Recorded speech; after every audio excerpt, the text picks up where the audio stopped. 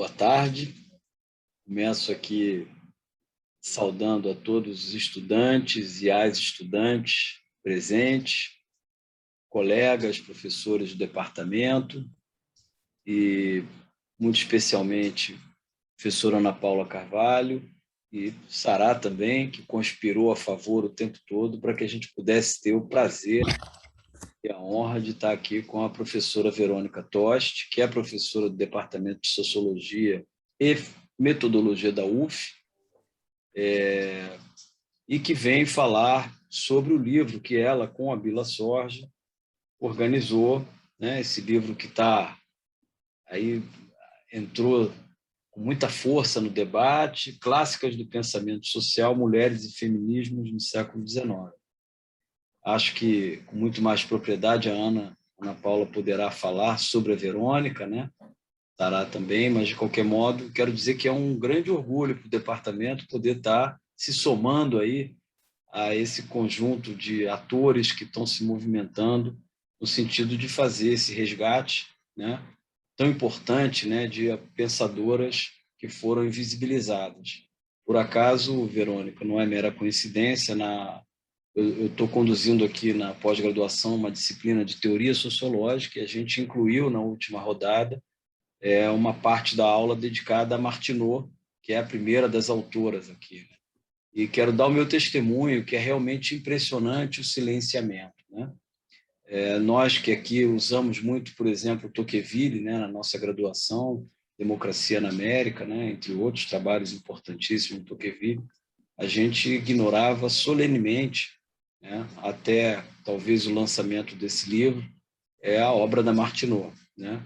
Então, acho que tem todo um momento especial, muito especial, né, estar com você aqui, porque eu acho que, de fato, o nosso departamento está decidido a, vamos dizer assim, se somar nesses esforços de resgatar essas autoras, as mulheres, mas também os negros e negras que foram também invisibilizados na literatura internacional e aqui no Brasil também, tá? Então, mais uma vez, agradeço muito a sua presença conosco e passo a palavra aqui à professora Ana Paula. Bom, antes de apresentar a Verônica, eu só queria passar a palavra rapidinho para a Sará, como coordenadora da área de Sociologia. Então, boa tarde para todo mundo. Eu acho que é um dia muito especial para o nosso departamento, para o programa. Temos a Verônica aqui lançando esse livro. Eu sei que ela já está lançando pelo Brasil. Eu falei para ela sempre que esse livro já nasceu clássico, né? Eu tive o prazer de coordenar com a Solange Lussan o livro Os Clássicos da Sociologia pela Vozes PUC, né, no qual vários de nós, Marcelo, Maria Alice, Ângela, eu, né, Fernando, acho que esses, escrevemos artigos, né, capítulos sobre os clássicos, e eu falei, caramba, faltou as clássicas.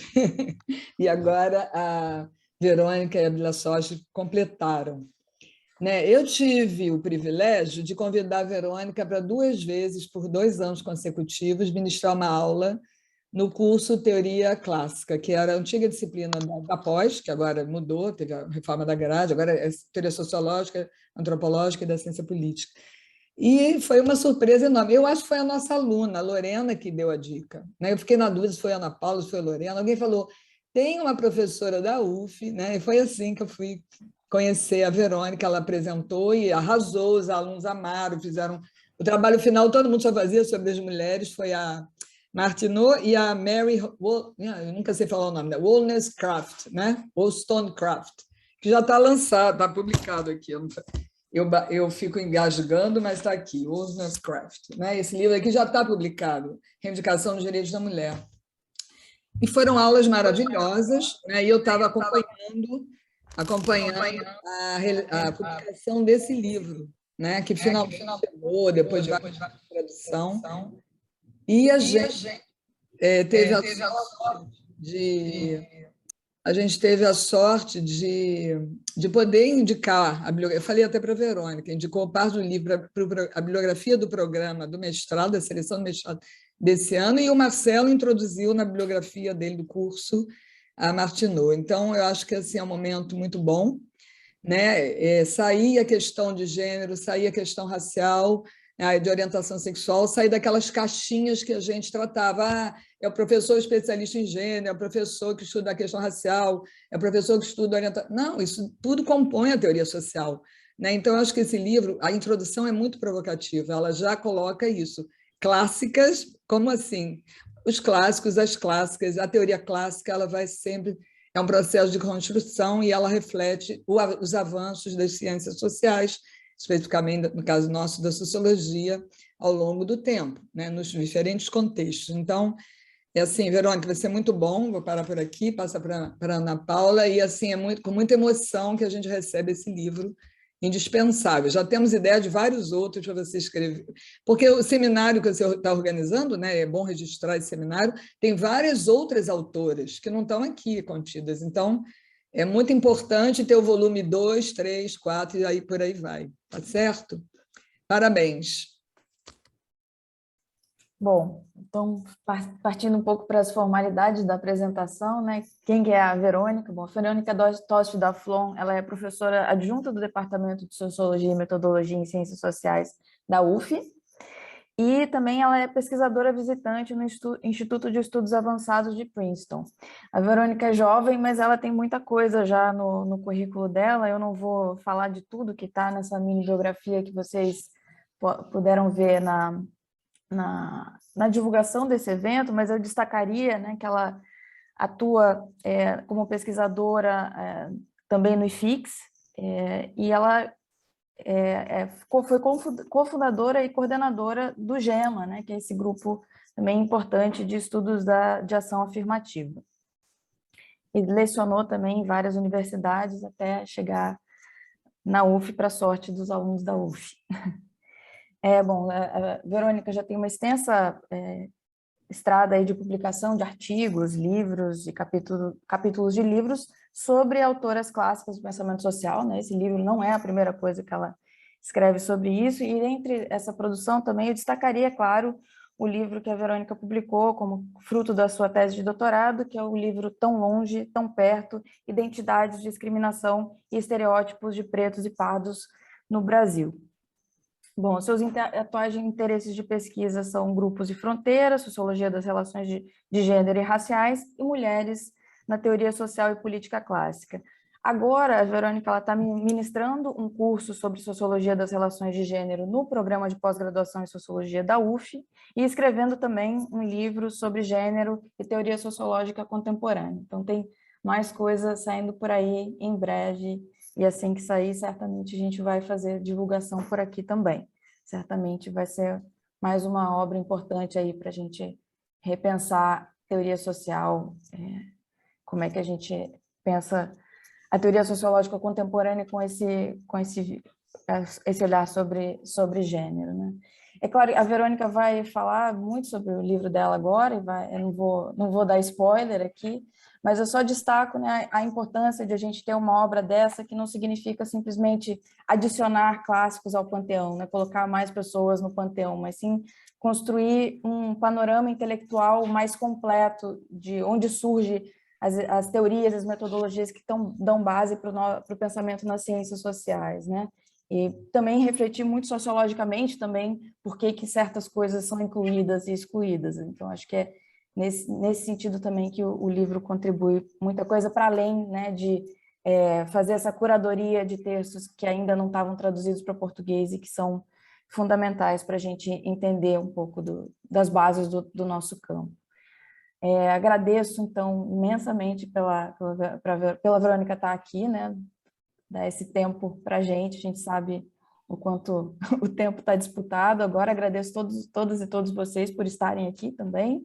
A professora Rosi, por ter dado esse espaço também para a gente estar aqui. Esse é o espaço da aula da Rosi sobre Tocqueville e Durkheim, então a gente achou que era um momento interessante para que essa aula, né, da Verônica fosse incluída. E é isso, acho que não vou me estender mais e vou passar direto para... Ana, diga, Marcelo. Posso quebrar o protocolo? Já que você é a nossa anfitriã, queria lembrar que a Ana Paula é responsável pela revisão técnica da tradução dos trechos dos livros citados aqui, em inglês, né, Verônica? Então, também, ela não pode elogiar a si mesma, queria Queria também dizer que você tem uma participação aí nesse trabalho bem legal. Muito bom. Obrigada pela lembrança, Marcelo. Já dominando tanto essa bibliografia. Eu queria fazer um comentário rápido. A Verônica é uma aluna querida e ela foi aluna nossa do departamento, né? Ela voltou para a PUC para fazer licenciatura, né? Ela é formada em comunicação, mas é uma ex-aluna do departamento também, né? Prazer te ver, Verônica. Bom, obrigada aí, gente, por tudo e por esse espaço, né? Agradeço também a direção do departamento em geral por ter concedido esse espaço importante para esse tipo de discussão. É isso. Verônica, a palavra está com você. Tá ótimo. Então, são vários agradecimentos que eu quero fazer antes de começar a falar, né? Primeiro para a professora Rosi, que está me recebendo nessa disciplina de Tocqueville e Durkheim, disciplina essa que eu cursei no departamento da PUC, né, de Ciências Sociais. Também estou na presença aqui de vários mestres e mestras que foram, enfim, meus professores durante a minha graduação. A professora Ângela foi minha orientadora, né? E a Sará também me recebeu depois 2 vezes, né, na disciplina dela, enfim. Marcelo também foi sua aluna. Então, é uma alegria assim, voltar à minha instituição, né, em que eu fiz a minha graduação e rever todos vocês. Agora, nessa condição assim, de colega, né, que é muito especial para mim. Enfim, também estou na presença de vários amigos que eu fiz na própria PUC, né, e da Ana Paula, que foi muito parceira na revisão técnica do livro, enfim, ajudou muito, a gente trocou muita ideia, né? Nessa aventura que é fazer tradução de textos do século XIX. Então, foi muito legal. Então, gente, eu começo, enfim, agradecendo a vocês e também a PUC, né, a instituição que está me recebendo e que me formou. E para essa apresentação, eu pensei em fazer o seguinte, né? Como o livro compila o trabalho de 8 autoras, e como foi muito bem colocado pela Sará, né? A gente, enfim, o meu grupo, que a gente tem, enfim, feito os cursos de formação da Unpox, a gente está estudando muitas autoras. A minha ideia com a apresentação é fazer mais um panorama das contribuições que elas podem dar para a gente ampliar, né, as nossas lentes, para a gente tornar os cursos de Sociologia Clássica mais diversos, e, portanto, eu vou falar um pouco individualmente de cada uma delas, mas eu quero começar fazendo uma discussão sobre os clássicos, a discussão que inaugura o nosso livro, uma questão sobre a qual eu acabei sendo levada a pensar bastante, né? E depois eu quero falar, portanto, dessas contribuições que eu acredito que são mais gerais à sociologia, que a gente pode identificar quando a gente olha essas autoras em conjunto, né? Embora elas tenham, claro, muitas especificidades. Então, eu preparei uma apresentação para dividir com vocês, e aí vou só querer a confirmação de que vocês estão vendo direitinho. Dá para ver sim, Verônica. Dá para ver, gente? Então tá legal. Então vamos lá. Bom, esse é o tema do primeiro capítulo do livro, né? Coloquei, inclusive, nos mesmos termos, clássicos e clássicas. Então, quero só começar conceituando da forma bem... Acho que tem alguém com o microfone ligado. Quero conceituar de uma forma... Desculpa. Tudo bem, imagina. De uma forma bem tradicional, né? O que se define por clássico, qual é o papel dos clássicos na sociologia, para depois a gente falar das autoras, né? Então, todos nós conhecemos essa definição do Italo Calvino, né? A ideia de que os clássicos são, geralmente, obras que são revisitadas por muitas gerações e que fornecem esse conjunto de leituras formativas em diferentes campos do conhecimento, né? Jeffrey Alexander, que é um sociólogo norte-americano, muito conhecido também pela sua discussão sobre os clássicos, vai dizer que existe na sociologia uma necessidade funcional desses autores, visto que, dada a instabilidade do conhecimento sociológico, eles acabam sendo uma espécie de reservatório de ideias, uma base, uma gramática comum que integra a experiência das gerações. Então, todos nós nos credenciamos como sociólogos e somos socializados nas obras dos autores e, portanto, conseguimos, a partir delas, travar interlocuções com colegas, né, interlocuções intelectuais, independentemente dos nossos campos e dos nossos subcampos, né, de especialidade. Então, os clássicos têm essa função, e isso nos leva, enfim, inevitavelmente, a perguntar a respeito das mulheres, né? E a pergunta que se coloca é por que, afinal, então, não há mulheres entre os clássicos? E eu acredito que essa é uma pergunta tipicamente sociológica, visto que a sociologia é um saber que deve estar ele próprio sujeito às reflexões oriundas do seu próprio campo. A sociologia é muito boa em discutir desigualdades, em discutir organizações, em discutir instituições, em discutir, enfim, todas essas temáticas que podem nos ajudar a refletir sociologicamente sobre a própria ausência de mulheres entre os autores canônicos, né? E eu gosto muito, eu coloquei várias capas de livro aqui, mas eu gosto muito desse livro do Randall Collins, As Quatro Tradições Sociológicas, porque ele faz uma excelente discussão institucional sobre a sociologia, né? Tanto a respeito das condições de surgimento da sociologia, como também dos próprios processos sociais que levaram à canonização de determinados autores, né? Então, é uma leitura mais do que indicada. E nós sabemos, então, né, a partir desse debate e de muitas outras discussões, à medida que a sociologia se volta para si mesma, né, começa a se pensar a partir dos seus próprios parâmetros, que o cânone sociológico é um produto social e histórico. Isso não diz nada, né, ou não deprecia os autores clássicos canônicos, são autores excelentes, certamente não funcionariam como esse reservatório de ideias para nós não fossem excelentes autores, né? Mas nós sabemos também que um autor só se torna clássico quando uma comunidade preserva as suas contribuições e constrói o pensamento sob esse alicerce. E o meu argumento, o argumento que eu vou fazer aqui é que essas autoras não tiveram suas contribuições preservadas e também não entraram no circuito da produção da teoria sociológica contemporânea, né?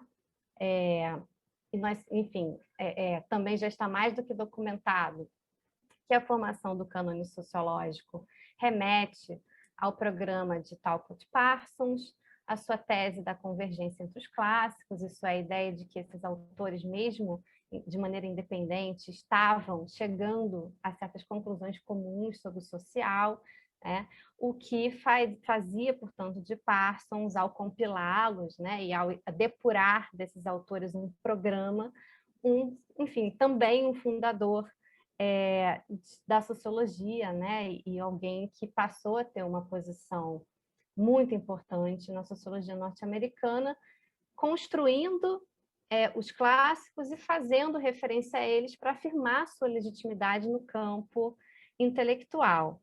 Então, nós estamos falando aqui, então, de um processo que é intelectual científico, mas também político, que está ligado a diversas disputas internas, externas da sociologia, externas no sentido da afirmação da sociologia como uma ciência com seu próprio objeto, e internas também, porque a gente conhece as inúmeras disputas que se deram na sociologia nas décadas de 60, 70 em diante, em torno da própria canonização ou não de autores, né? Então, aqueles que advogavam por determinados autores tinham certas intenções, né, de afirmar uma determinada posição teórica dentro da sociologia, enfim, e esses processos, portanto, têm que ser estudados também sociologicamente, não obstante o valor dessas obras, a importância delas para todos nós, né? Eu gosto muito de um sociólogo norte-americano também, que às vezes é meio escanteado, que é o Robert Merton, né? Pelas suas discussões sobre ciência, enfim. E eu acho que tem, né? Eu acredito que tem uma proposta, né, que ele faz para o entendimento de como a ciência funciona, que também pode ser útil para a gente pensar nessa questão dos clássicos da sociologia, que ele chama de efeito Matthew, né? O Merton, ele denomina, ele descreve, né, como efeito Matthew, a produção de vantagens cumulativas para determinados nomes da ciência que partem na frente. À medida que nós construímos a teoria sociológica ao longo do século XX, e fazemos isso ainda hoje, né, remetendo sempre aos autores clássicos, o que nós estamos fazendo na prática, né? Nós afirmamos a legitimidade da nossa teoria, visto que ela se fundamenta nesses pilares, né, mais do que reconhecidos por uma comunidade, e, ao mesmo tempo, nós reafirmamos o lugar dos clássicos como esses pilares e como esses fundamentos, né? E uma dificuldade muito grande, aqui já saindo um pouco, avançando um pouco na discussão, mas eu vou voltar para cá. Uma dificuldade muito grande que a gente acaba tendo na incorporação de autoras mulheres nas bibliografias é o fato de que elas não estão nesse circuito. E, portanto, quando a gente vai ensinar para os nossos alunos, a gente tem preocupações, às vezes, muito práticas, importantes, né? De profissionalizá-los e de habilitá-los a entender teorias sociológicas contemporâneas, né? Então, eu argumento com meus alunos que é necessário estudar esses autores porque eles serão fundamentais para que eles entendam outros autores que vieram depois, né? Como, enfim, Bourdieu, Giddens, etc., né? E colocar as autoras nesses cursos, às vezes, impõe dificuldade, porque a gente tem tempo limitado, a gente tem que fazer escolhas, né?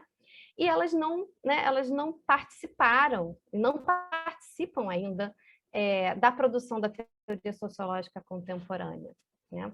Isso é uma questão, acho que, para a gente pensar, né, e, de repente, refletir sobre como dirimir esse problema, né? E a grande teoria hoje, portanto, ela continua se baseando, muitas vezes, né, nesse exercício de combinação, síntese ou superação das antinomias da sociologia clássica.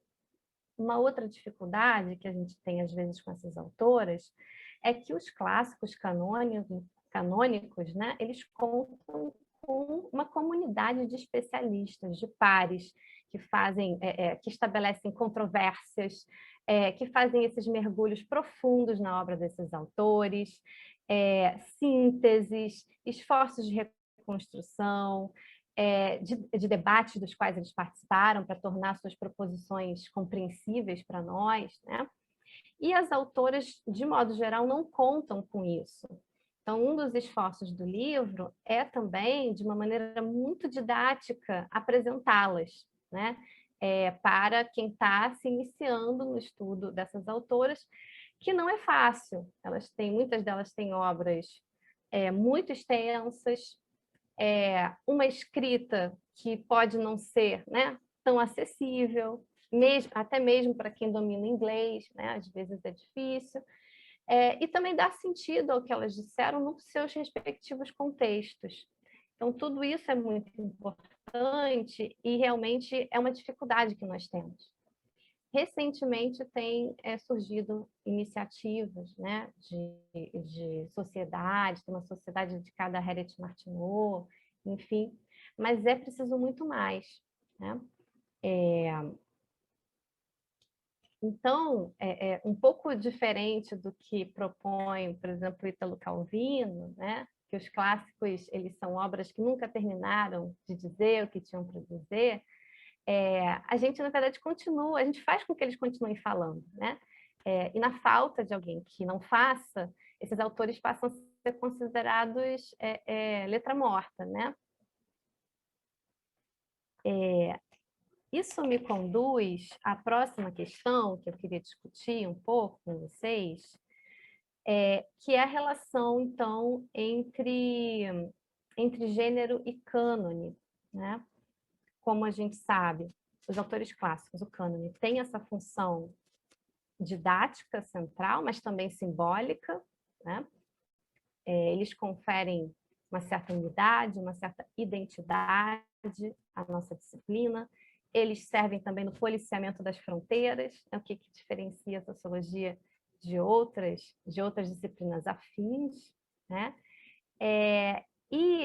Portanto, acabam detendo o poder de definição de uma área de conhecimento, né? Participando desses nossos processos de socialização e credenciamento profissional, né? E, no final das contas, definindo, de certa maneira, quais são os grandes temas da sociologia. Né? E eu acredito que esse é um dos motivos pelos quais os estudos de gênero eles representam ainda hoje um nicho, uma sub-área, né? Porque os temas que se sobressaem, né, dos autores canônicos não dizem respeito às temáticas tratadas pelo campo de estudos de gênero de modo geral, né? E, portanto, fica essa impressão de que os grandes temas da sociologia são esse rol, né, de temas que eu até coloquei aqui, né, brincando, dei uma passeada pelos livros dos autores clássicos e elenquei aqui alguns dos temas principais, né? E parece que os temas do campo de estudos de gênero são menores ou são assunto de especialistas, né? Então, só trazendo aqui, né, o que eu olhei, assim, não foi nada sistemático, né, mas os temas que emergem dos clássicos são classes, democracia, burocracia, individualização, dominação, racionalização, capitalismo, religião, né? Isso tudo, esse léxico aqui remete aos autores canônicos, né? Quando a gente vai olhar para as autoras, há outros temas que ficam fora da órbita da sociologia clássica e que, no entanto, são fundamentais, né? Domesticidade, casamento, raça, muitas delas trataram desse tema, sexualidade, violência, a questão do cuidado, debate sobre a família, escravidão, né? E eu acho que a gente não precisa ir muito longe, é só a gente olhar para o nosso presente, né? Para ver como esses temas são importantes, né? E como eles estão presentes diariamente no debate público, tendo consequências sociológicas muito significativas, né? As discussões sobre sexualidade e família atualmente, né? Como isso está ligado aos destinos do nosso país, né? Então, eu acho que para que a sociologia fique mais completa, né, e mais científica, é necessário incorporar esses temas ao ensino, né, e à transmissão intergeracional desse arsenal comum das ciências sociais que a gente encontra nos autores clássicos, né? E a gente sabe, né, eu até trouxe alguns livros aqui, dos quais eu gosto demais também, né?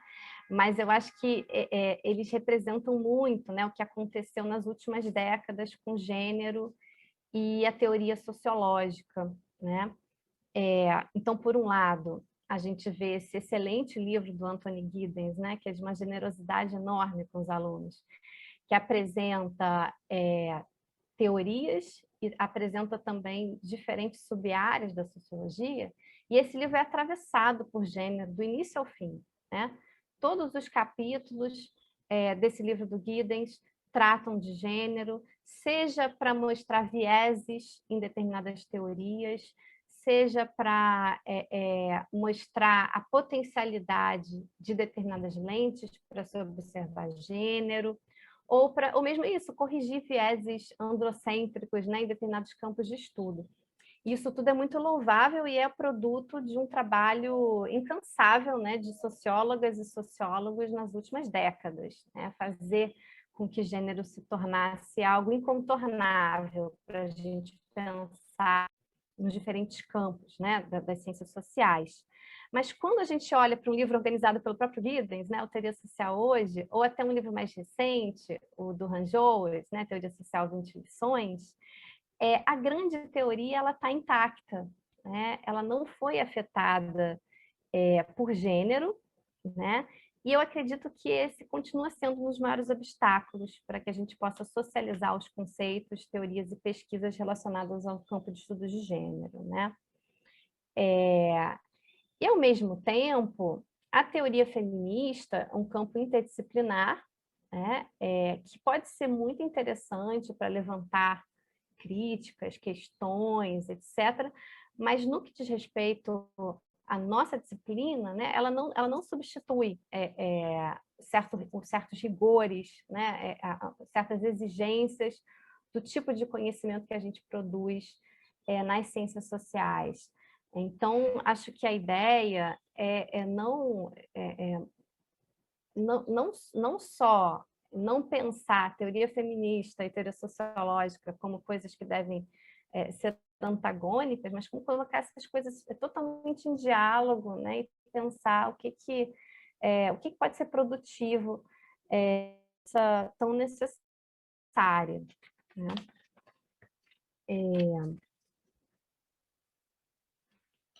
E aí, enfim, nada disso que eu estou dizendo faria nenhum sentido se não houvesse mulheres escrevendo no século XIX, né? Se não houvesse nada a ser incluído ou, enfim, somado ao cânone sociológico clássico, né? Então, ao longo da pesquisa que a gente fez para escrever o livro, né, nós tivemos, enfim, acesso a uma série de pesquisas e evidências espantosas da forte presença de mulheres no século XIX, muitas vezes nos mesmos círculos intelectuais dos autores canônicos, né, em relações de interlocução, muitas vezes, com eles, né? Além disso, o próprio tema, né, a questão da mulher, questões relacionadas à família, etc., eles não eram em nada estranhos à sociologia. Eu gosto muito desse trabalho, esse artigo, né, da Raewyn Connell, que, enfim, foi publicado em 2012, em que ela pesquisou os artigos publicados no L'Année Sociologique, né, do Durkheim, ao longo de um longo período, e constatou que temas como família, sexualidade, a questão da mulher, etc., eles estavam muito presentes nas discussões desenvolvidas nessa época, né? E a literatura atesta a forte presença de autoras e também, portanto, da questão da mulher no debate público e na sociologia, né? Elas não eram invisíveis, mas ao longo do século XX, à medida que a sociologia se torna cátedra universitária, se torna uma profissão, né, as mulheres sofrem exclusão laboral do campo da sociologia, né? Mais um tema a ser estudado, né? Como a passagem dessa sociologia mais amadora, digamos assim, né? Desenvolvida fora das instituições universitárias para uma sociologia profissional e exercida dentro das universidades, produziu um processo muito acentuado de exclusão de mulheres e de temas que eram muito quentes no século XIX. Eu gosto de trazer essa citação do Le Penis, né, de 1996, em que, enfim, de passagem, ele fala que a Harriet Martineau foi um dos grandes sucessos editoriais do século, né? Isso não é tema do trabalho dele, da investigação dele, mas quando ele fala, por exemplo, da sociologia na Inglaterra, né, que foi muito apagado, né, na composição do cânone sociológico, ele chama atenção para o quanto a Harriet Martineau era importante no debate público, e, portanto, a gente pode ter a dimensão do apagamento dessa autora, né? Uma outra autora que está na nossa coletânea, a Charlotte Perkins Gilman, ela era filiada à American Sociological Association, ela teve o livro dela traduzido para inúmeros idiomas, e o livro dela, Mulheres e Economia, era leitura em muitos cursos de sociologia em diversas universidades, né? Também é uma que depois passou por um processo de esquecimento, né? Acho que uma questão importante dizer, né, que, portanto, elas não estavam ausentes, né? Elas não estavam aprisionadas no lar, né? Muitas mulheres estavam, enfim, mas essas autoras elas tiveram bastante impacto no seu tempo histórico, né? Enfim, eu trago algumas notícias boas, né, de algumas mudanças recentes. Eu acho que eu vou falar muito rápido disso para poder entrar um pouco no conteúdo das autoras que a gente reúne na coletânea, né? Mas nesse site Open Syllabus Project, a gente consegue fazer pesquisas por nomes de livros, por autores, para ver a presença deles nos cursos de graduação nas universidades norte-americanas. Eu acho que tem outros países também de língua inglesa que estão nessa plataforma.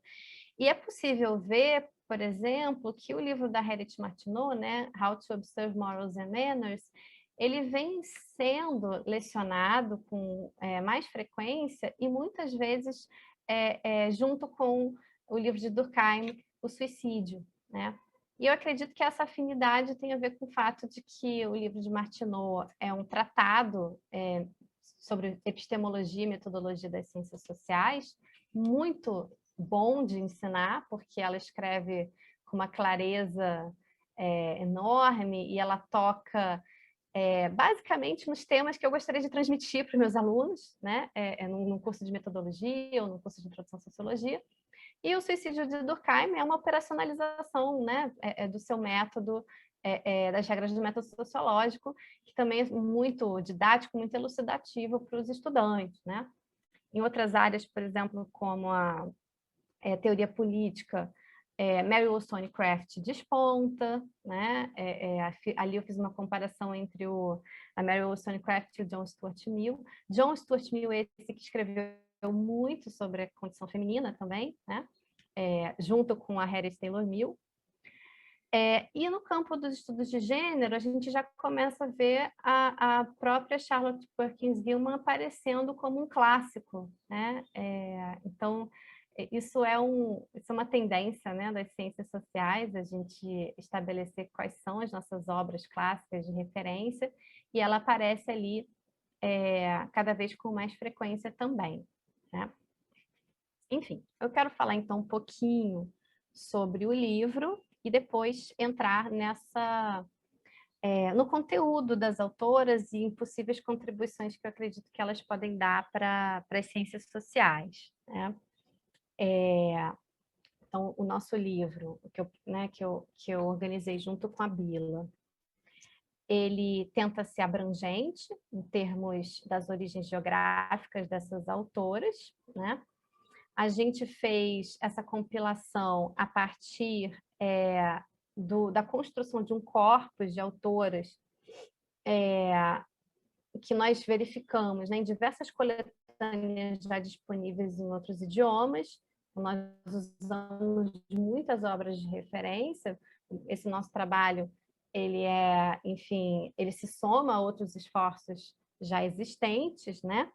E nós tivemos a vantagem, no nosso caso, de incluir uma autora brasileira e uma autora argentina, porque nós não temos as mesmas barreiras linguísticas dos autores, né, dessas outras coletâneas.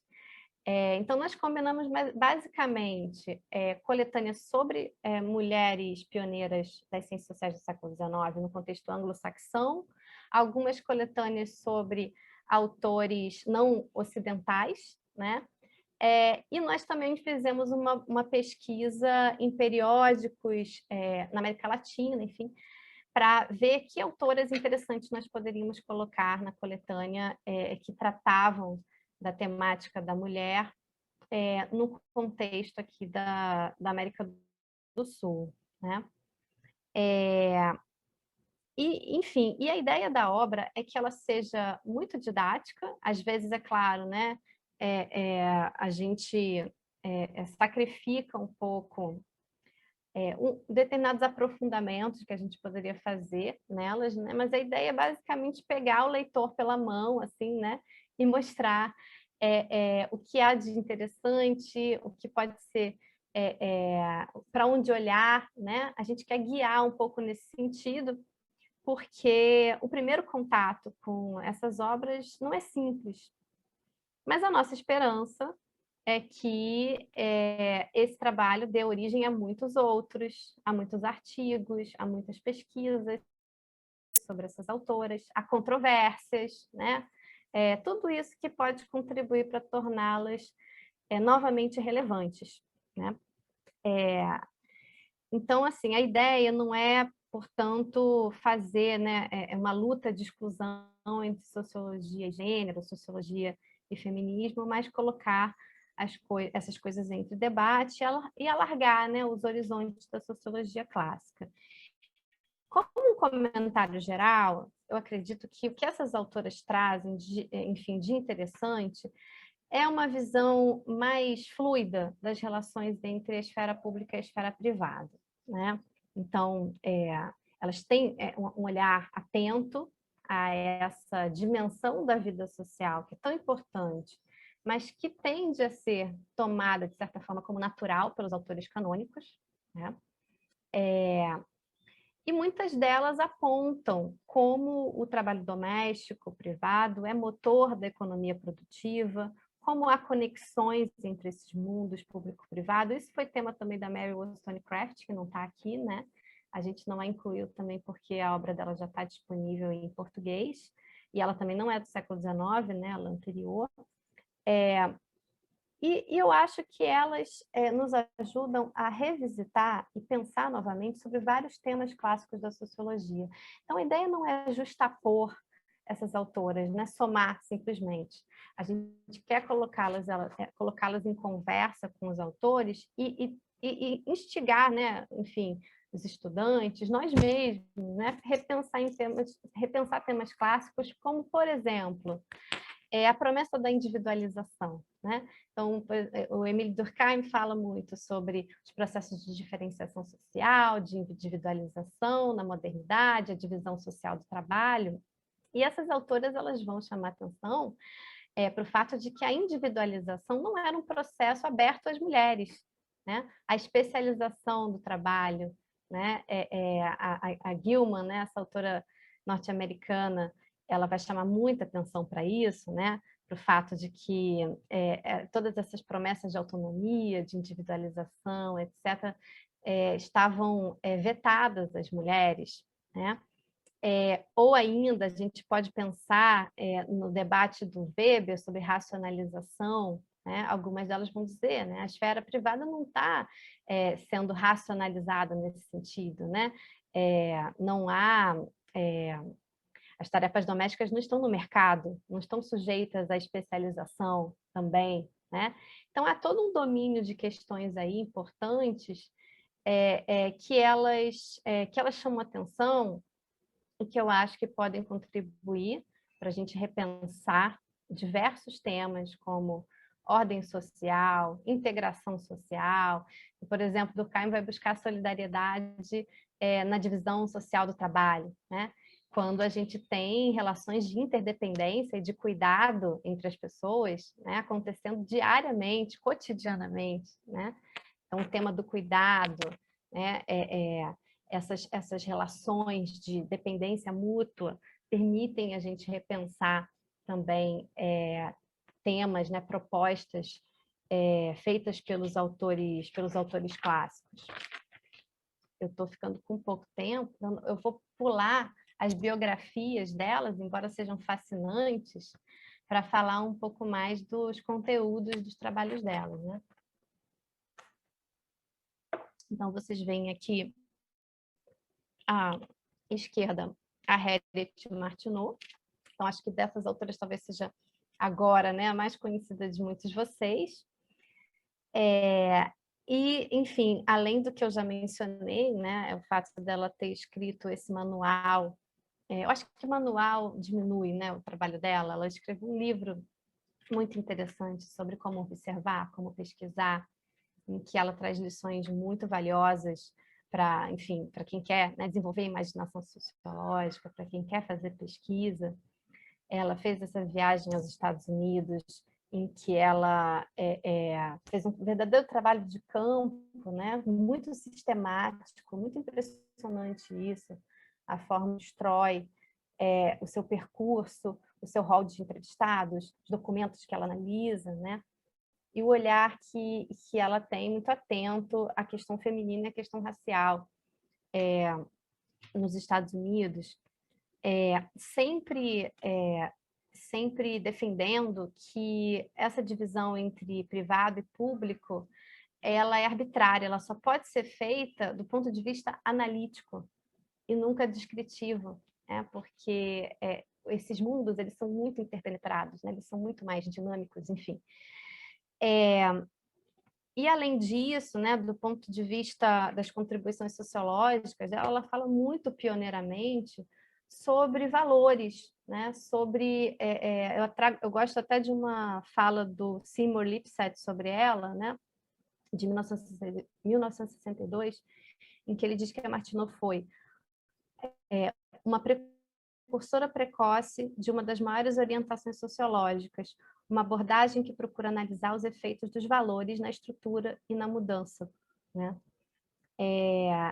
Ela distingue, por exemplo, né, o sociólogo do físico ou do geólogo a partir do princípio da empatia, a ideia de que para pesquisar você precisa conhecer as concepções morais e as motivações do outro e, portanto, você tem que se pensar enquanto pesquisador, né? Isso é muito interessante para o momento em que ela escreveu, né? 1838.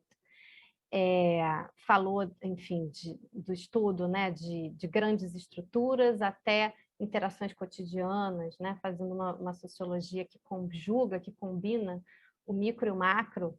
Enfim, eu acho uma autora muito interessante, né?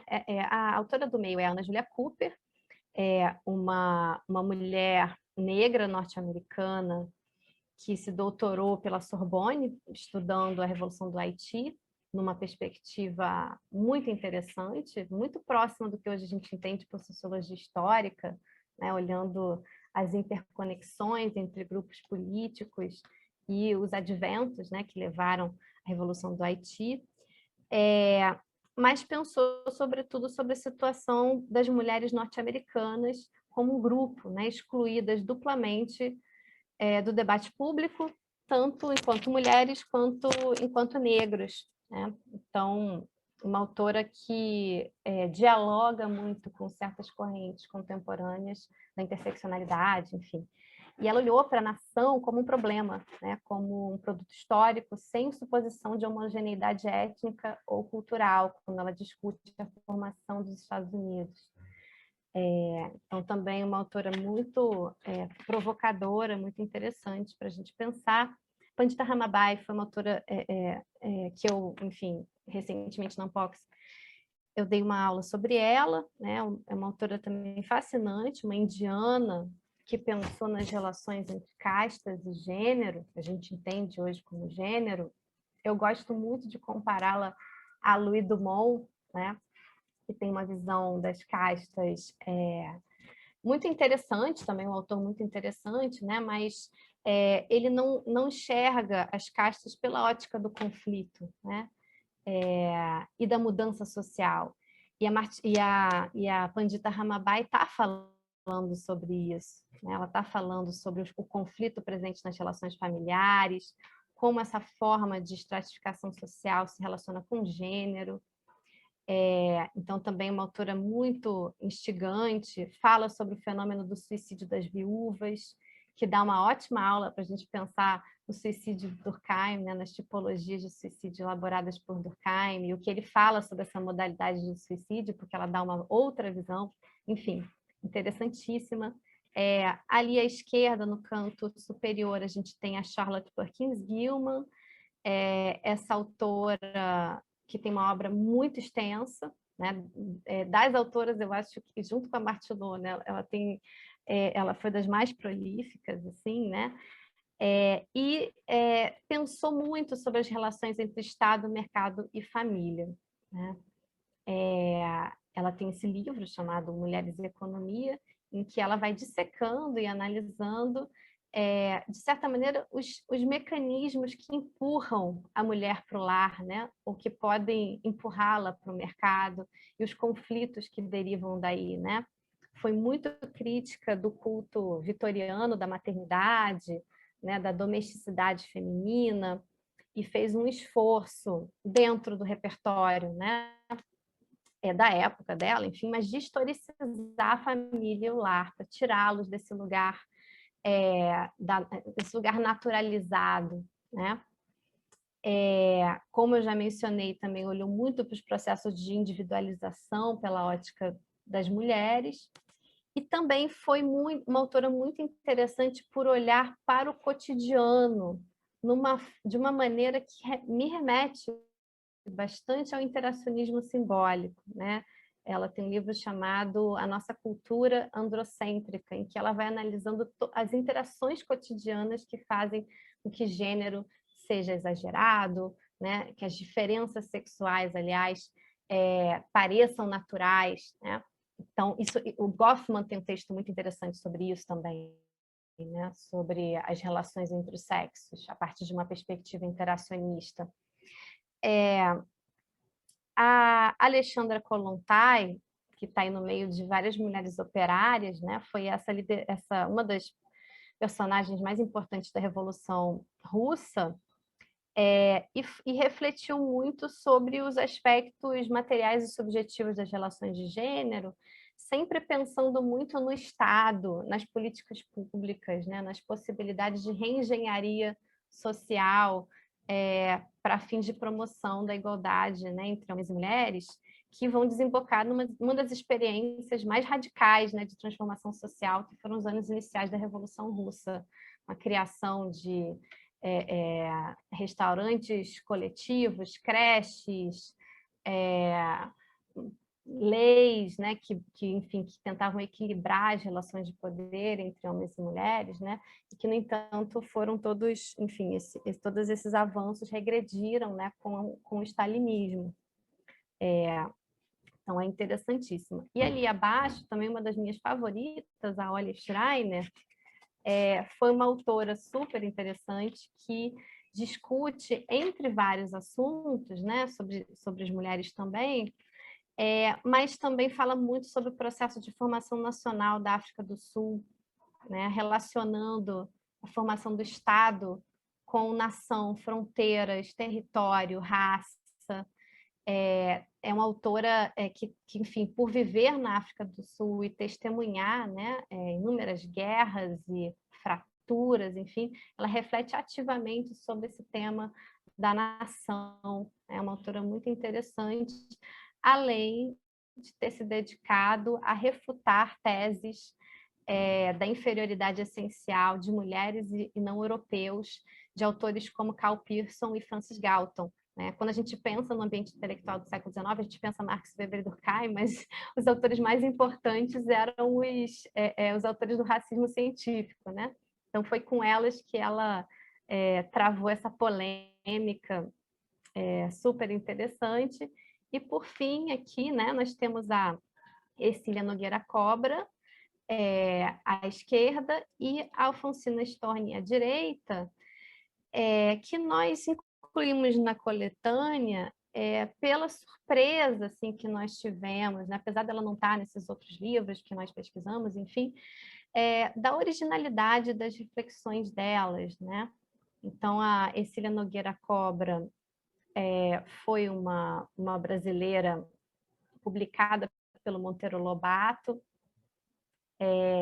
Ela já é, né, do início do século XX, e ela endereçou duras críticas à dupla moral sexual, né? Essa ideia, enfim, de que a mulher tem que ter a sua sexualidade contida, reprimida, né? De que a honra da mulher está na sua virgindade, enfim. E ela relacionou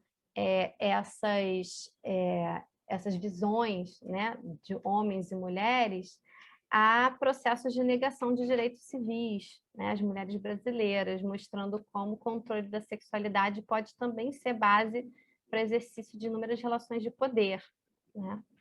E Alfonsina Storni fecha o nosso livro já discutindo o feminismo propriamente, né? Como um movimento social organizado, tem visões muito sensatas sobre a representação política feminina e seus dilemas. Ela também refletiu muito sobre a construção da feminilidade da mulher argentina, né? E, portanto, ela encerra aí nosso livro como uma autora também muito interessante, cheia de contribuições. Eu quero deixar um tempo para a gente conversar, né? Mas só para fechar, eu deixei várias referências aqui, depois se vocês quiserem compartilhar esses slides com os alunos, eu posso mandar para o e-mail, enfim, da Ana Paula, né? Não tem problema. Mas eu acho que o que é interessante nessas autoras é que elas se situaram em diversos contextos sociais, econômicos, institucionais, culturais diferentes, né?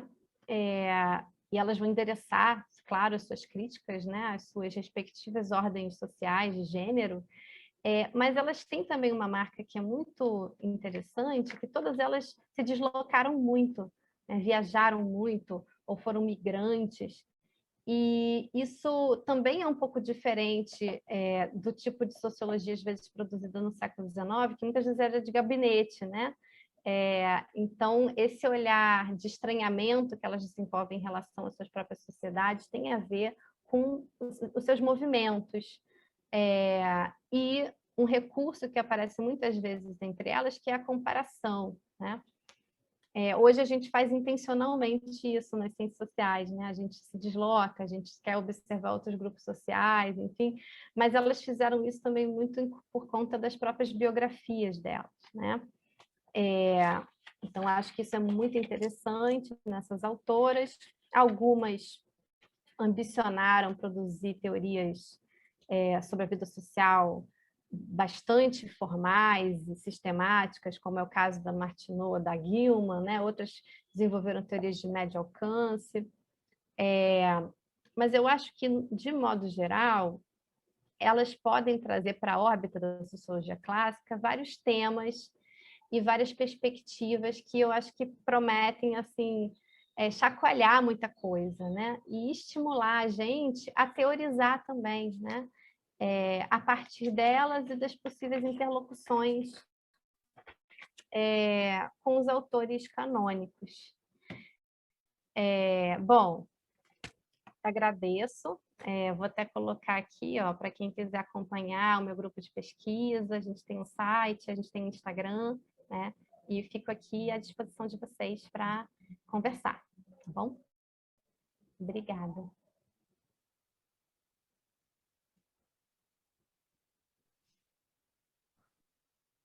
Bom, pessoal, a gente tem agora um tempinho, a Verônica vai precisar sair um pouco antes das 5, uma reunião, mas a gente então tem um tempinho, e aí eu queria sugerir que a gente fizesse uma rodada de perguntas. Enfim, acho que vocês podem fazer as inscrições pelo chat ou mandar suas perguntas pelo chat, como vocês preferirem. Se vocês preferirem falar ou mandar pergunta pelo chat, eu sugeriria que a gente fizesse uma rodada, sei lá, de 3 perguntas, talvez. Enfim.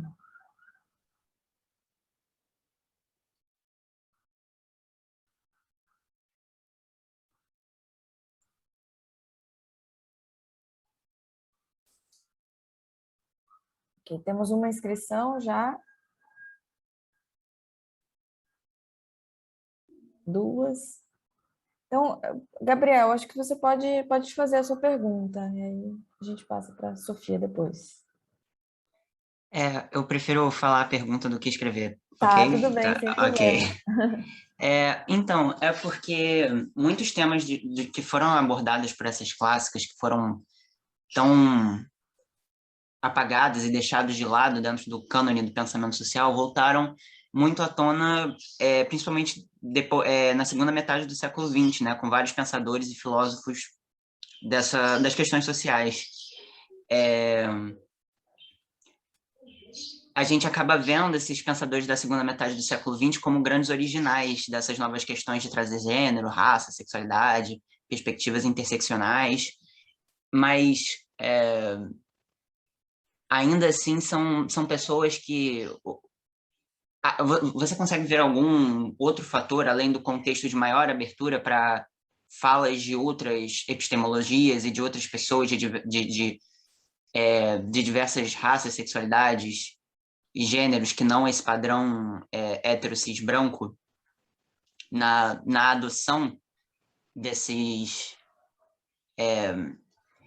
autores da segunda metade do século XX? Eu acho que ficou meio confuso, mas existiria algum outro fator para rejeição dessas autoras do pensamento clássico na sua época, que não somente o contexto de simplesmente negar essas pautas que elas vieram discutir? Obrigada, Gabriel. Sofia? Boa tarde, gente. Boa tarde. Primeiro, Verônica, parabéns pelo trabalho. O livro parece estar incrível. E eu queria saber um pouco mais sobre o processo de tradução, porque eu acho que o processo de tradução de obras, principalmente no nosso campo de ciências sociais, é uma das coisas mais importantes para a gente poder ter contato com outras pessoas, de outros conhecimentos, de outros pensadores. E eu acho que aquela frase, né, diga-me com quem andas, que eu digo quem você é, pode se aplicar muito para tradução. Diga o que você me traduz, que eu te digo qual é o tipo de sociedade que você é. Então, eu acho que talvez seja um equilíbrio muito tênue entre você traduzir literalmente o que a pessoa escreve, ou seja, fidedignamente traduzir a letra, tudo que ela escreve, tentar e acaba perdendo um pouco o significado do que ela escreve, e tentar focar mais no conteúdo e perder um pouco a identidade da escritora como autora. Então, eu queria saber como é que foi esse processo de tentar achar esse equilíbrio ali entre conteúdo e forma. Obrigada, Sofia. Vou passar a palavra para o Lucas Batista. Boa tarde, pessoal. Primeiramente, agradecer, dar os parabéns para a Verônica pela boníssima apresentação. É importante a gente, né, reafirmar esse tipo de ponderação, né? Reafirmar a importância da presença feminina no campo acadêmico, etc. Pude fazer algumas anotações aqui conforme ela ia falando. Mas eu queria fazer uma pergunta a respeito sobre o caso do Brasil, né? Porque você falou sobre algumas autoras e disse que conseguiu, né, com sorte, pelo nosso caso aqui de ser um livro brasileiro, colocar uma autora brasileira. E eu queria, a minha pergunta vai mais no sentido de qual é a ruptura, né, que representa você ter uma autora brasileira produzindo sobre isso e posteriormente pessoas resgatando o que ela falou sobre pensamento clássico, até porque o Brasil, não sei se os antropólogos aqui vão ficar chateados com a minha frase, mas não fiquem. Ele é um país um pouco atrasado, digamos assim, sobre o paradigma do desenvolvimento do capitalismo, né? A gente tem uma industrialização relativamente recente. E eu queria saber como que todos esses fatores podem culminar na reflexão que as clássicas brasileiras fazem, né, pelo caso específico de serem mulheres também, e o que representa resgatar isso, esses valores sob esse contexto específico também. Obrigado. Devolvo, então, a palavra para a Verônica. Obrigada pelas perguntas, Gabriel, Sofia e Lucas. O Gabriel, acho que ele estava querendo saber sobre essa produção mais recente, né, o porquê dela, enfim. Acho que eu só posso te responder, eu não sei, assim, trazendo um pouco do que eu sei da história do próprio campo, né?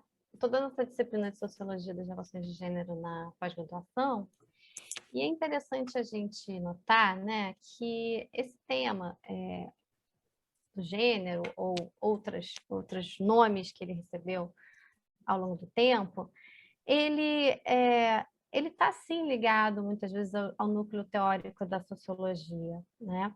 As próprias seleções que nós fazemos ao construir os nossos cursos, ao lecionar autores, às vezes também apagam iniciativas que aconteceram no campo institucional da sociologia de tratar de gênero. Então, por exemplo, né, Parsons falou muito sobre família, sobre as relações entre homens e mulheres, sob uma perspectiva funcionalista e que supunha complementariedade entre os sexos, né? Ou seja, sem o olhar para o conflito, para o poder, etc.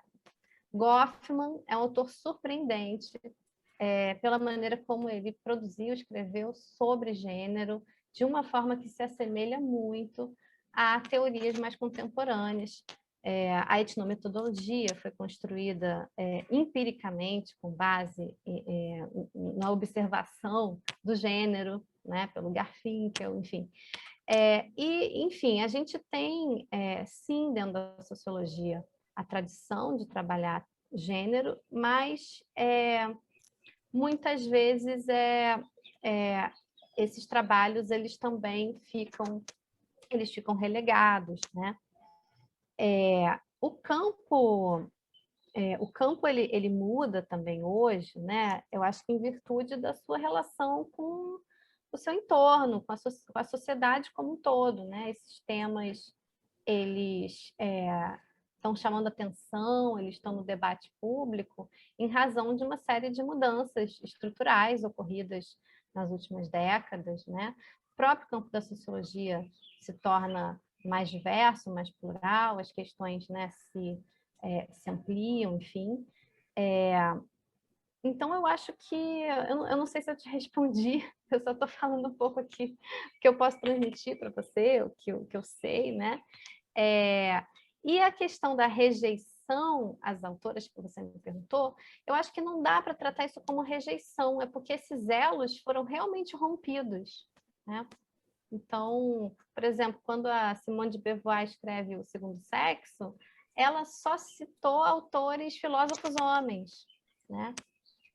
E eu acho que isso tem a ver com a própria circulação muito limitada dessas autoras que estão aqui nessa coletânea já no tempo da Simone de Beauvoir, né? Então, essa questão, né, que eu mencionei, da falta de uma comunidade que leva adiante, que transmite, enfim, isso é muito decisivo. Então, acho que a gente não pode supor sempre rejeição. Não rejeitaram, não leram, não leem porque tem algum tipo de antipatia, ou... não necessariamente, né? Porque acho que a gente supõe, às vezes, que está tudo aí disponível para ser estudado, para ser lido, né? E não, a gente tem que realmente recuperar os próprios movimentos de circulação das ideias, para entender as escolhas que as pessoas fizeram dentro de determinadas possibilidades que estavam colocadas, né? A Sofia fez uma ótima pergunta, né, sobre a tradução, enfim, a Ana Paula me ajudou muito nisso, né? E a gente teve a gente teve que fazer algumas escolhas na tradução, porque a escrita dessas autoras, ela, enfim, já é em outro idioma, né, com uma outra estrutura. Então, a gente, ao traduzir para o português, a gente sempre está, de certa maneira, adaptando já, né? Não tem como, né? A construção das frases é diferente, a ordem é diferente, enfim. E, assim, eu optei por por ser o mais fiel possível, né, às autoras, porque eu acho que, do ponto de vista da pesquisa, do ponto de vista científico, isso é muito importante, né? Mas, ao mesmo tempo, por exemplo, né, em alguns casos, nós tornamos certas construções, frases que estavam muito extensas, né, em frases menores. Nós fizemos algumas escolhas assim para agilizar a leitura, né? E uma outra coisa que aconteceu foi que quando o livro voltou da revisão, uma das revisoras, não a revisora técnica, Ana Paula, né, mas o COP10 e tal, quis tornar as palavras que as autoras empregavam no século XIX adaptadas ao nosso consenso do que é correto, do que é errado hoje, né? E aí, assim, eu insisti para a gente manter as palavras, enfim, mais próximas do original possível, porque eu acho que fazer isso seria privar os leitores da oportunidade de saber como elas se expressavam, que conceitos utilizavam, o que é fundamental para a gente fazer ciência, né? Então, eu vou transformar uma autora do século XIX numa autora politicamente correta do século XX, né? Então, a gente teve essa questão, eventualmente a gente coloca alguma nota explicativa a respeito disso, mas isso é muito importante, né? Porque eu não quero ser paternalista com os leitores. Os leitores leiam e decidam por si mesmos, né? A respeito dessas autoras. Enfim, e o Lucas perguntou sobre a questão da autora brasileira e qual é a ruptura em ter. Eu acho o seguinte, nunca será ruptura nenhuma se a gente pega uma pessoa do passado e coloca ela numa determinada posição, enfim, se a gente realmente não acha que ela tem valor, né?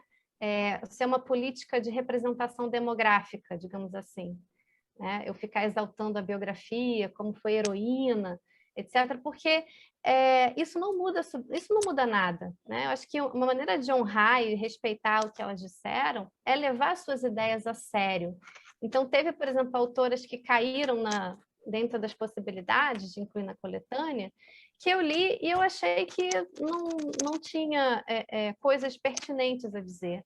Embora a biografia pudesse ser encantadora, uma história muito interessante, enfim. Mas eu pensei, para esse livro em particular, nós queremos autoras que não estão ali porque são mulheres, né? Mas porque tem coisas muito importantes e interessantes a dizer, né? Então, é isso. A gente pode ter mais uma rodada, é isso, Ana? Sim, já temos a Maria Júlia inscrita e depois o Fábio. Diga, Maria Júlia. Oi, pessoal, boa tarde. Boa tarde. Gostaria de parabenizá-los pelo evento, muito bacana. Também mandar um beijo para a Cará. Cará foi minha professora, orientadora, né, durante a minha monografia. Um outro beijo também para a Ana Paula Conde e para o Burgos, que apesar de não ter sido meu professor, é um querido. Eu não liguei a minha câmera porque eu sou meio tímida, mas eu vou falar aqui pelo microfone. Eu anotei a minha questão, talvez esteja um pouco grande, mas a minha pergunta é em relação ao movimento sufragista, né? Você citou o Galton e a minha monografia, né, foi sobre diversidade sexual e determinismo biológico, só que relacionando também com o impacto do movimento eugenista. Então, eu falei, né, muito sobre questões de gênero e raça. Você citou o Galton e quanto o racismo científico influenciou na epistemologia. Então, assim, no final do século XIX, você falou, né, sobre diversas autoras, mas eu lembrei também da Victoria Woodhull, que foi uma sufragista, né, estadunidense. Ela lançou um livro chamado The Rapid Multiplication of the Unfit. E nele ela basicamente fala sobre o quanto as mulheres promíscuas, entre aspas, eram tão culpadas quanto os homens que, além de machistas, também traíam suas esposas, né? E como foi falado sobre a importância de tirar dessas autoras algum tipo de conhecimento a ser usado atualmente, eu fico pensando se o manifesto da Woodhull ou a própria ideologia da Margaret Sanger, que foi a criadora, né, do Planned Parenthood, que existe até hoje, inclusive a presidente do Planned Parenthood reconhece, né, que ele foi criado nesse berço eugenista. Enfim, Eu fico pensando como que essas autoras e essa ideologia, elas podem ser ressignificadas e reutilizadas na sociologia, atualmente. E se sim, como fazer isso, né? Seria através de uma lente decolonial das mesmas, um reconhecimento de que existe um eurocentrismo e racismo nessa epistemologia, enfim, né? É basicamente isso. Eu teria outra questão também em relação a cânone clássico, porque me veio à mente muito a literatura brasileira também, e essa ideia de literatura e cultura, mas isso só se tiver tempo para fazer. Obrigada. Obrigada. Fábio? Olá, gente, boa tarde a todos. Estou com um probleminha na minha câmera, então não vou poder ligar ela agora, mas eu vou conseguir falar por áudio caso vocês estejam me escutando. Tá tudo ok? Ah, que ótimo, então. Então, na verdade, a minha curiosidade é mais a respeito do processo de publicação e de edição do livro mesmo, Verônica, porque você chegou a comentar que uma das revisoras, né, sugeriu, ou revisor, sugeriu trocar por um vocabulário um pouco mais atualizado de alguma das autoras. Eu fiquei pensando num primeiro momento, como é que foi a sua reação diante do sucesso do livro, de todo esse impacto que ele está tendo dentro da academia, como que está sendo para você? E também fiquei pensando a respeito de, justamente por toda essa relevância das autoras que você traz, se vocês já estão pensando numa tradução desse livro que hoje está em português para outros idiomas, seja inglês, seja espanhol, como é que está essa questão também? E aí também uma curiosidade paralela que eu fiquei é que todo o processo de construção de um livro, ele envolve escolhas, né? Você citou que algumas autoras você leu, achou que não se encaixavam muito para esse projeto específico, mas aí eu fiquei instigado na minha curiosidade em saber que nomes ficaram de fora. Se você pudesse citar uns 3, 4 nomes que passaram ali no seu radar, mas que acabaram na seleção final não entrando no livro, eu fiquei curioso de que autoras ficaram de fora na hora de fechar ali esse livro. E, por último, só um comentário, que já me estendi muito, que você falou que sempre quando você e outros professores vão montar ali a bibliografia do curso, passa por uma escolha, né, também, assim como construir um livro também é uma escolha. Então, alguns autores ficam de fora, outros entram, e eu fico pensando em que momento a gente vai poder incluir essas autoras mulheres nos programas sem que na hora dos cortes elas acabem ficando de fora. Sem que na hora dos cortes os autores homens entrem e as mulheres ficam de fora. Eu sei que você tem ali, quando eu falo você, não é você diretamente, é o professor, a professora. Tem ali, vamos supor, 15 aulas num semestre, mas é meio... para a gente refletir justamente como que na hora do corte, muitas vezes as autoras mulheres são cortadas e os homens são mantidos. Enfim, fico pensando um pouco, refletindo sobre isso. Era isso mais ou menos que eu ia falar. Obrigado. Obrigada, Fábio. Obrigada, Maria Júlia. Não sei se mais alguém gostaria de falar antes de eu fechar esse primeiro bloco, segundo bloco de 3 questões. Eu vou adicionar, então, uma pergunta rapidinha, Verônica. Fiquei pensando aqui, né? A gente oferece vários cursos de introdução à sociologia para outros departamentos das ciências sociais, aí pensando nessa dificuldade da escolha dos autores, o que a gente tem que cobrir, se você teria uma indicação assim dessas autoras, desses textos, assim, o que você acha que é significativo da área para a gente, sei lá, dar uma aula para o curso de economia ou para o curso de comunicação social, para falar um pouco do pensamento da ciência, como é que a gente aborda o mundo, qual é a nossa embocadura para o mundo, assim, que acho que é uma coisa importante que a gente tem que levar, qual é o nosso olhar específico, né? O que a sociologia pode contribuir enquanto compreensão do mundo social, e aí, dessas autoras, desses textos, se você fosse montar um curso aí para outro departamento, se você teria uma dica. Assim.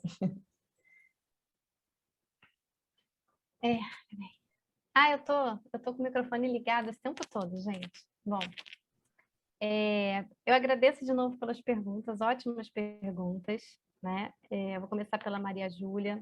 fiquei até interessada e curiosa com essa sua... Foi monografia, eu acho que você mencionou, né? Sim, sim. Achei muito interessante. Sim, muito legal. E as questões que você levantou, elas chamaram muito a nossa atenção também, né, durante o processo de pesquisa do livro. Por quê? Uma das autoras incluídas no livro, a Charlotte Perkins Gilman, ela elabora as propostas dela de entendimento das relações, enfim, sociais, né, entre homens e mulheres, dentro de uma linguagem eugenista, né, de uma linguagem muito colada no racismo científico, sim, e a gente faz questão de chamar atenção para esse fato no livro, né?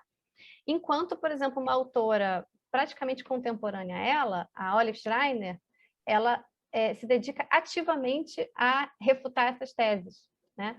Então, eu acho que as duas no livro, elas são muito interessantes para fazer a gente pensar, né? E aí, isso que você falou foi realmente muito interessante, muito inquietante para a gente, porque, como eu falei, esse livro não é uma obra assim, de representatividade, né? O da gente criar, buscar no passado figuras irretocáveis, não, mas de apresentar ideias e colocá-las em debate, né? Então, eu acho que acaba sendo instrutivo para os leitores conhecerem, por exemplo, essas duas autoras que foram contemporâneas e que lidaram de maneira muito diferente com essas ideias, né? Então, é isso, assim, a ideia não é canonizar naquele sentido que foi feito com os autores clássicos, né? Até porque isso já é alvo de muita crítica, né? Olhar esses autores, Marx, Weber, Durkheim, dentro dos seus limites, eles nunca pretenderam ser santos, né? Enfim. Então, acho que encarar esse projeto, essa ideia, né, do próprio clássico, de uma forma diferente, né? E quanto a... Então, eu acho que é isso, a gente tem que ser muito transparente, né, com relação à maneira como essas pessoas lidaram com o seu tempo, elaboraram as suas proposições teóricas, para que a gente possa ter um pautado, né, na cientificidade. Então, acho que eu iria por aí. Quanto ao Fábio, parece até que você parece entrevista, assim, não sei, com celebridade, né? O que você deve ao seu sucesso, o sucesso do livro, fiquei até envergonhada aqui. Mas obrigada pelo que você, né, pelo que você falou, enfim. O processo de publicação e edição, gente, foi muito demorado, teve muitas idas e vindas, enfim, mas foi bom, né? Foi interessante trabalhar com a Bila, com a Ana Paula, com a editora também, né? E eu até tenho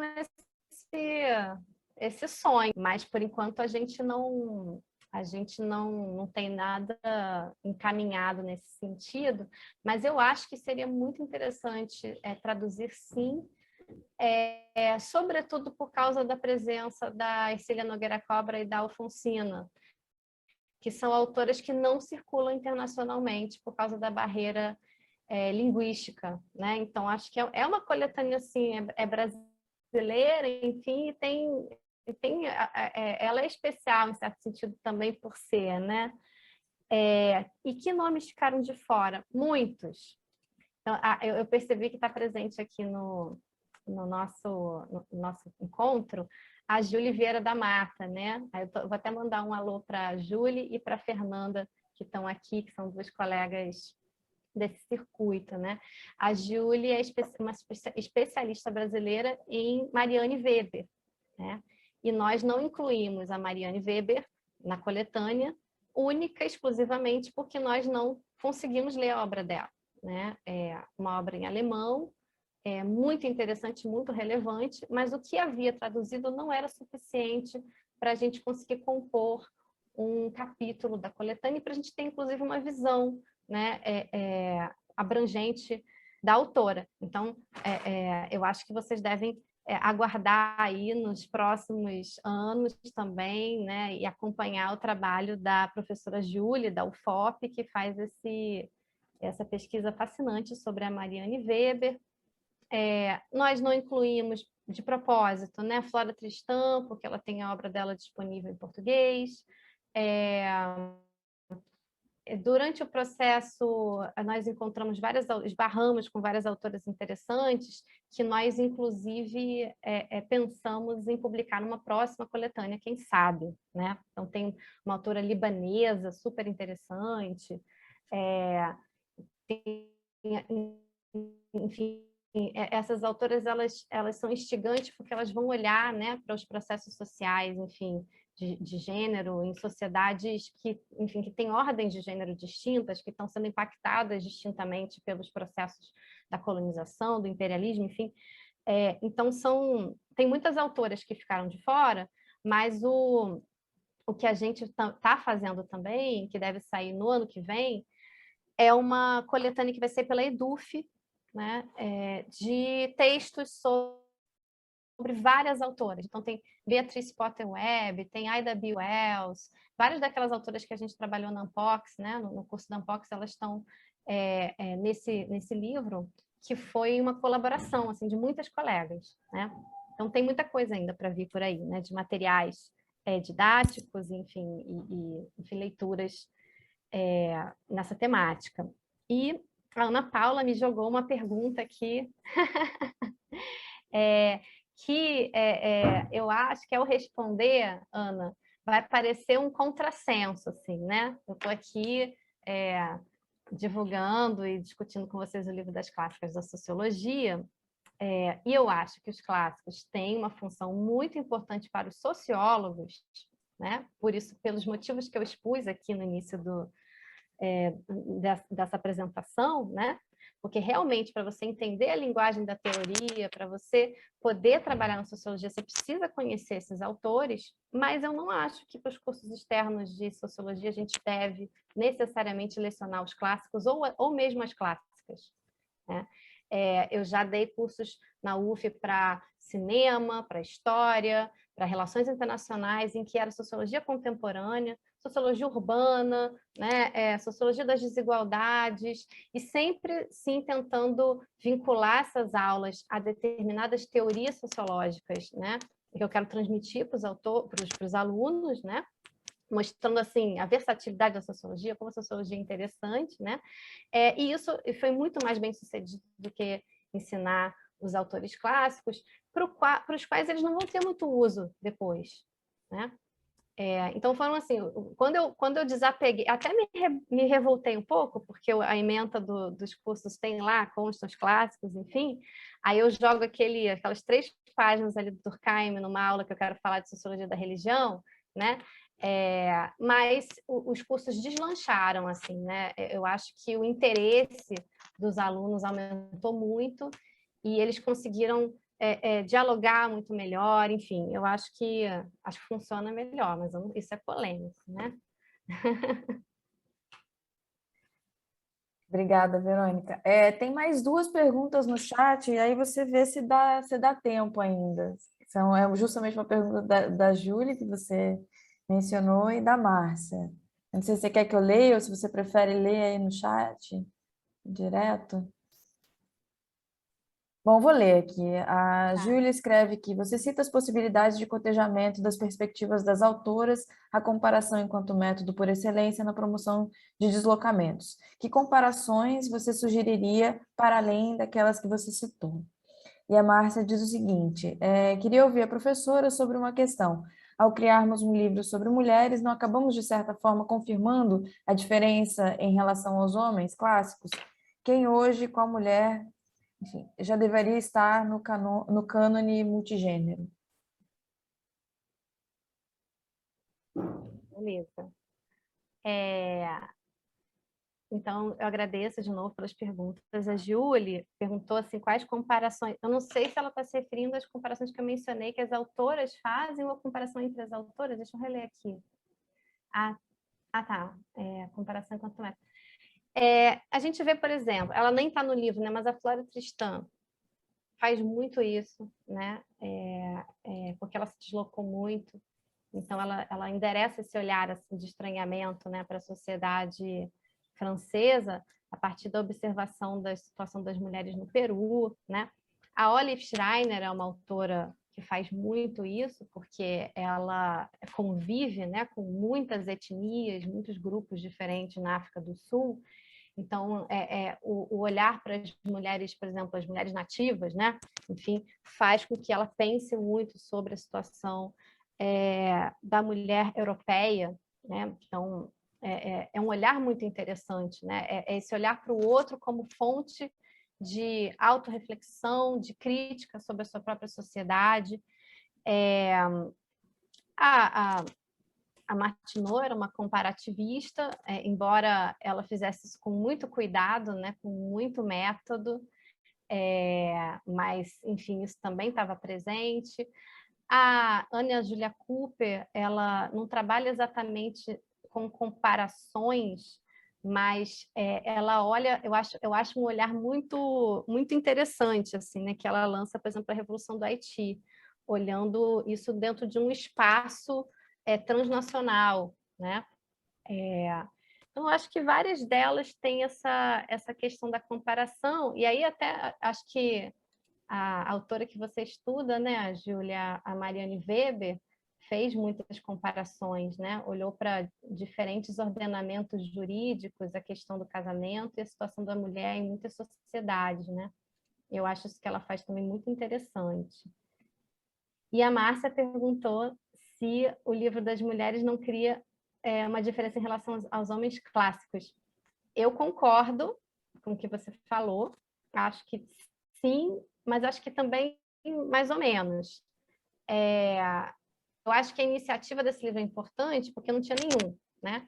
Mas eu acredito que futuramente as coletâneas sobre os clássicos devem incluir homens e mulheres, né? Na verdade, isso é o ideal, que os livros já contenham mulheres e homens, enfim, negros, brancos, né? Coexistindo no espaço dos autores clássicos. Mas eu acho que a iniciativa era importante. Recentemente, eu vi um livro de sociologia, de teoria sociológica, publicado em 2018, se não me engano, que é assim, sociologia de Durkheim, sociologia de Comte, sociologia de Tocqueville, aí sociologia de mulheres. E eu fiquei chateada com aquilo, que eu pensei assim, poxa, isso não é respeito, né?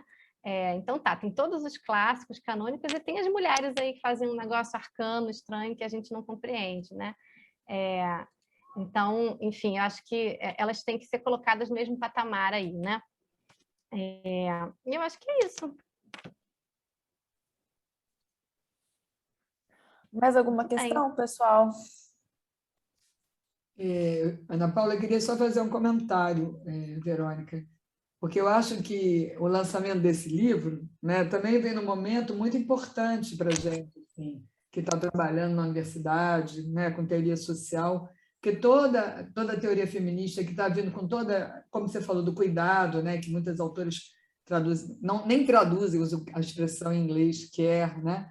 Quer dizer, como que essa ideia da reprodução, que isso você falou, como elas apresentam a fronteira fluida entre o espaço público e privado, a gente está resgatando isso hoje, né? Em toda a ideia de comum, né? Toda a ideia da relevância, né? Da questão do cuidado, do care, do papel das mulheres que sempre tiveram esse trabalho que nunca foi reconhecido, né? Desses autores, os tradicionais clássicos dos quatro da sociologia, o Durkheim escreveu sobre família, escreveu, né? Ele tem essa...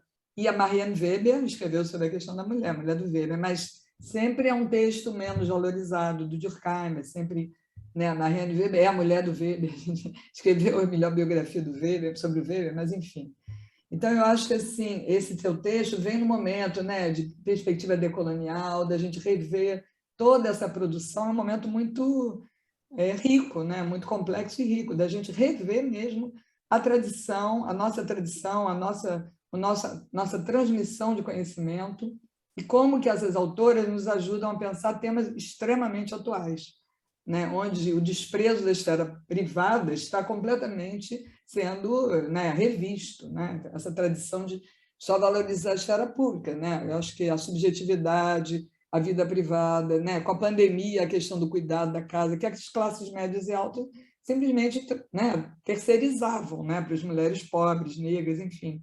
Então, eu acho que é um momento muito rico, onde essas mulheres, né, várias delas tiveram situações de pobreza, a própria Martineau, né, a família perde quase tudo, enfim, várias delas, né, a brasileira também, né, perde tudo, era uma família de classe média, mas tiveram a experiência do empobrecimento, né, mas o próprio Marx, né, tem história, o Marx é o próprio, né, que casou com uma nobre alemã e teve a família expulsa na rua em Londres, só foi salvo por conta do horário, que não podia ser desalojado depois que o sol se punha.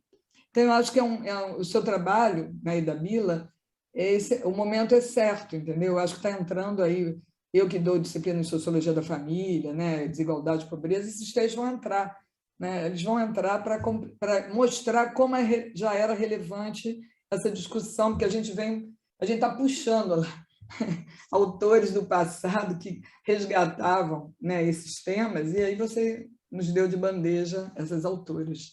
Muito bom, parabéns. Ana Paula, um comentário rápido, posso fazer? É um Claro. comentário, não é pergunta. Verônica, parabéns pelo teu trabalho, além do que você é extremamente jovem, o que me alegra muito ver jovens assim, já tão ativos e tão produtivos.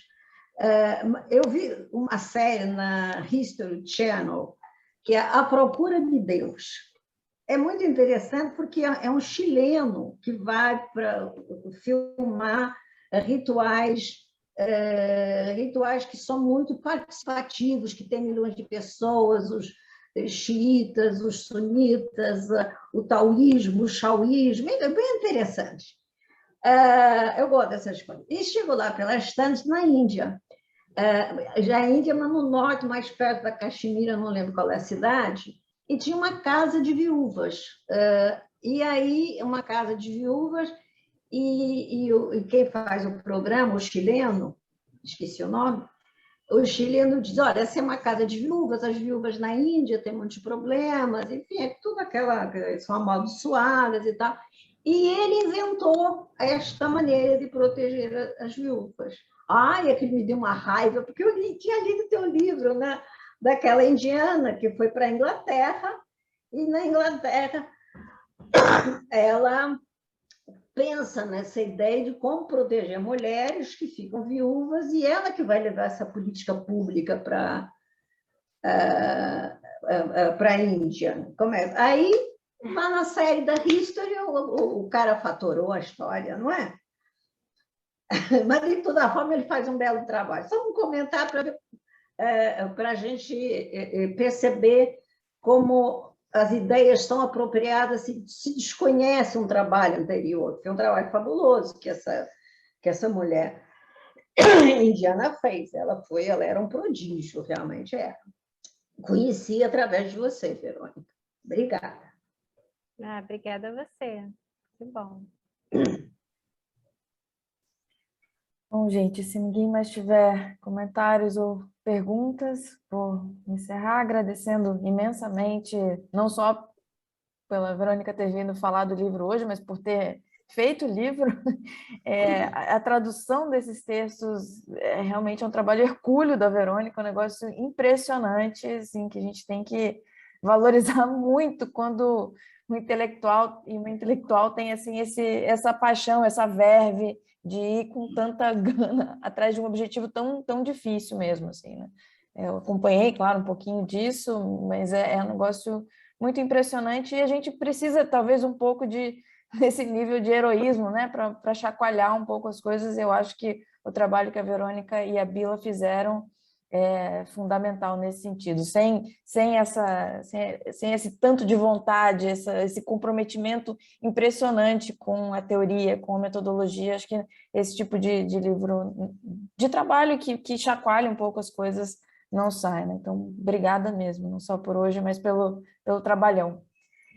Agradeço também a todo mundo que veio nessa tarde de hoje. Eu sei que está 1 ano e meio depois de pandemia, já está todo mundo mega cansado disso, mas eu acho que o fato de a gente ter até agora 42 pessoas aqui junto com a gente mostra a importância, né, desse tipo de trabalho e que venham e que isso abra todo um veio, todo um campo, todo um universo de trabalhos que enriqueça, né, o que a gente pensa sobre teoria social. Obrigada, gente.